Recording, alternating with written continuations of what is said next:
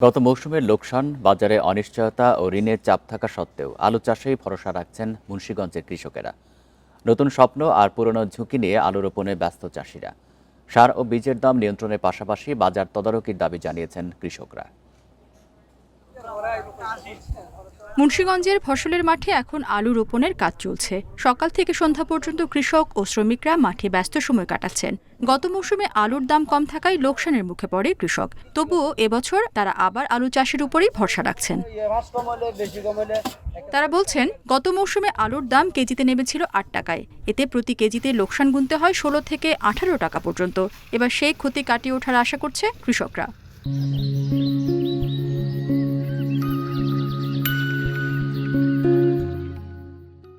সামনে যদি আল্লাহ দেয়, এই আশায় লাগাইতে জমিন তো আমরা খেলি ভরিয়া থাকবো। এই বছর করলাম, আমরা তো মহিলা সালান পাতি ব্যবসা শুই, তখন করলাম আশায় করলাম, যদি আবার ইবাকা নাইলে আমরা তো সালান পাতি খোয়া বয়ে থাকবো। জেলা কৃষি সম্প্রসারণ অধিদপ্তরের তথ্য অনুযায়ী গত বছর ৩৪,৭৫৮ হেক্টর জমিতে আলু চাষ করা হয়েছিল, আর এবছর আবাদ হয়েছে ৩৪,৬৫৫ হেক্টর জমিতে। গতবারের তুলনায় বাক্সর দাম অর্ধেক, তারপরও কৃষক কিনতে পারতেছে না, পয়সা নাই কৃষকের হাতে। আমরা সরকারি সম্পূর্ণ সার বিক্রি করি, ইউরিয়া ১৩৫০, আর ডিএপি ১০৫০, এমওপি ১০০০, আর টিএসপি ১৩৫০। বীজ ও সারের প্রাপ্যতা নিশ্চিতে সব ধরনের উদ্যোগ নেওয়ার কথা জানিয়েছেন কৃষি কর্মকর্তা। কোথাও থেকে যেন কোনো বিচ্ছিন্ন অভিযোগ আসে, তাহলে আমরা তাৎক্ষণিকভাবে সেখানে ব্যবস্থা নিচ্ছি। আমাদের মাঠ পর্যায়ের উপসাগরী কৃষি অফিসার, আমাদের উপজেলা কৃষি অফিসার মহোদয়রা একেবারে সার্বক্ষণিক দায়িত্বে আছে। আমি নিজে একেবারে স্ট্রংলি মনিটর করছি। আবাদ মৌসুমকে ঘিরে মুন্সিগঞ্জে কাজ করছেন দেশের বিভিন্ন জেলা থেকে আসা প্রায় ১ লাখ শ্রমিক।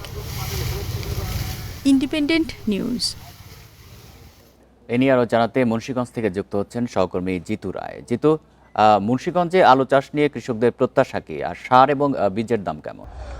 দেখুন, মুন্সিগঞ্জ আলু উৎপাদনের জন্য শীর্ষস্থানীয় জেলা, কিন্তু বিগত কয়েক বছর যাবৎ যেটি লক্ষ্য করা যাচ্ছে, কৃষকদের কিন্তু মাথায় হাত।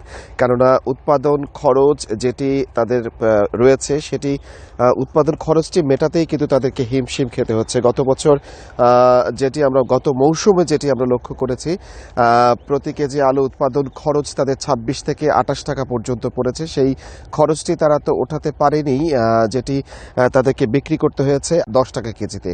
আর এত কিছুর পরেও কিন্তু আবারও কৃষক আশায় বুক বেঁধেছেন, লাভের আশায়। এবং মাঠ পর্যায়ে কৃষক কিন্তু ইতিমধ্যেই আলু রোপণ শেষ পর্যায়ে একেবারে, এবং এখন সার দেয়া হচ্ছে। এবং সারের যে দামটির কথা জিজ্ঞেস করছেন, সেটি একটি মিশ্র প্রতিক্রিয়া আমরা লক্ষ্য করেছি।